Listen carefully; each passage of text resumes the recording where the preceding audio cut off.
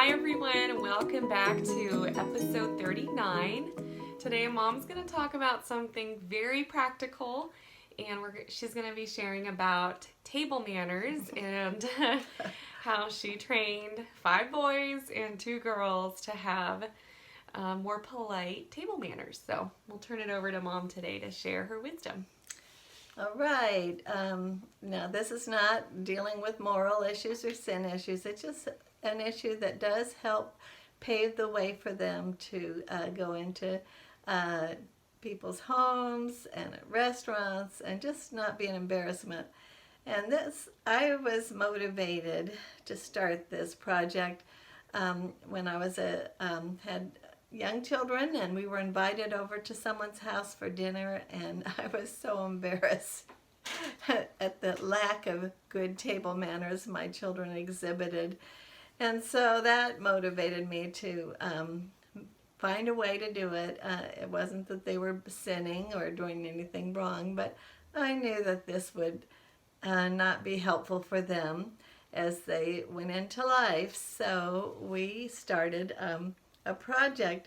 You know, I read an article once about a corporate executive who was responsible for hiring for his company, and he would meet clients after going through and finding good resumes.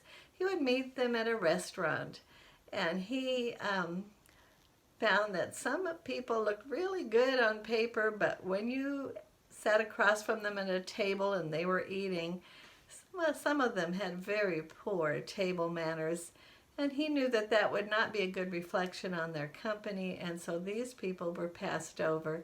So we don't want children to be passed over in future opportunities.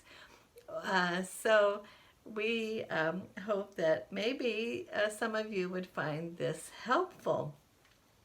Now, we were having young children, 5 and up at that time, and so babies and toddlers, of course, they're not ready for table manners yet, so you could feed them early and put them in a playpen, and they can look forward to being at the family meal table. So here we go. We started a month of table manner training. And what we used was we had a small jar, something like this, for each child, and then in the middle of the table we had a discard jar. Now these are plastic, and I got them at Michael's. You could probably find things like this at Walmart or some other stores, even maybe the 99-cent store or Dollar Tree. But every child had a jar, and you might want to introduce this project by inviting a teen and tell them, okay, we're gonna invite you for dinner, but we want you to have terrible table manners.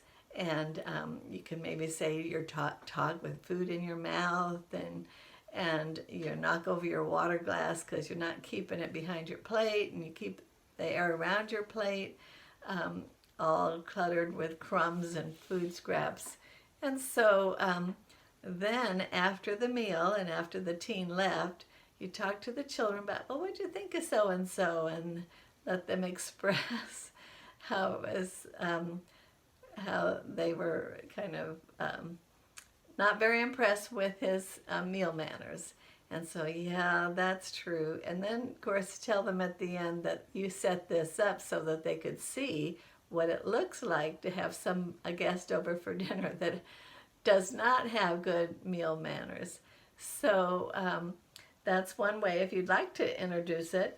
And we did 4 weeks of table manners. We had one new table manner for each day for the first 4 days, and day 5 was the review. And so we started out, come to the table with clean hands and face and your hair combed. So you want to look presentable at the table. And close your eyes and sit still during the prayer.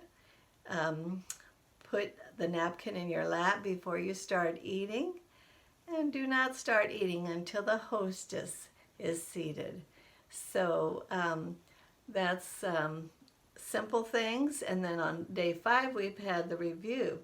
Now, each day when we had that, it says, come to the table with your clean hands and face and hair combed, and if somebody comes in all disheveled, we had, in each of the children's jars, we had a bunch of nickels. I think now with inflation, you could probably put dimes in there. But if they did not do that for one of the meals, then they had to give up one of their dimes or nickels into the discard jar. So they were kind of motivated to remember to come to the table neat. And then the second day, the closing their eyes and sit still during the prayer. But they'd also have to do that, come to the table neat. So they've got 2 rules to do that second day. The third one was put your napkin in your lap before you start eating. And so that was the new one. And the fourth is do not start eating until the hostess is seated. Now, when we practiced at home and I had toddlers and babies, the poor kids had to wait a while for me to get seated. But and then the 5th day, we didn't have a new rule, but what we did do is give them a chance to do all 4 rules. And if they did a good job and didn't mess up, then they could take back some of their nickels or dimes. So that was the first week. The second week, we did things like don't talk with food in your mouth. Important. Keep your glass behind the plate to avoid spills. That's another one. Then the third one was keep your area around your plate neat.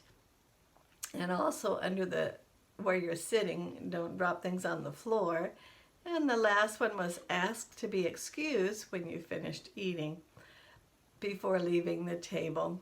So then that was the second week. And then let's look at some of the third week. And you can do this however you want. Cater it to your family, the age of your kids. The third week was keep your elbows off the table and thank the hostess for the meal. Say something nice about the meal. And do not interrupt adult conversation, but let your eat your food or as much as you can that you were served. And then we'd have another review, redeem time. So that review gave them a second chance to keep some coins. And week 4 was only pleasant subjects at the table. They say when people have arguments or have scary or things, it doesn't help with your digestion. So we talked about that. If you're asked a question, answer politely and be part of that conversation. After everyone has been served their first and they've eaten that, you can ask for seconds of something that you enjoy. And the last is when at home, they should brush their teeth after the meal. Of course, you won't have your toothbrush with you if you're eating at someone's house or restaurant, but that was important too. So those were the 4 weeks, and by giving the chance to earn some coins for good manners makes it fun and motivational and helps you be successful and feel more comfortable inviting people over for a meal. So that's what we had now for your teens. They want to go into life being ready for any situation, and they're going to be invited to some formal situations when there's several forks and spoons and extra things, and you can teach them how to set a formal table and how to what utensil to use for each part of a meal. We taught our children a funny thing. We taught them how to set the table, and so we made up a story about how the spoon was a little afraid of the fork because he had those sharp tongs. So it was over at the right side of the plate, and the knife was on watch. He was the protector, and he kept his blade aimed at that side where the fork was on the other side to be ready to protect the spoon, and the fork was at the left side of the plate. And then so we let them set the table, and that kind of gave them a way that they could learn how to set it properly. And so the if this is helpful, you can use it, but Christy says sometimes these practical ideas might be helpful to you mothers training your kids for life. Okay, thank you again for sticking with us this week, and hope you're doing well in quarantine. And we'll see you again next time. So long. Bye.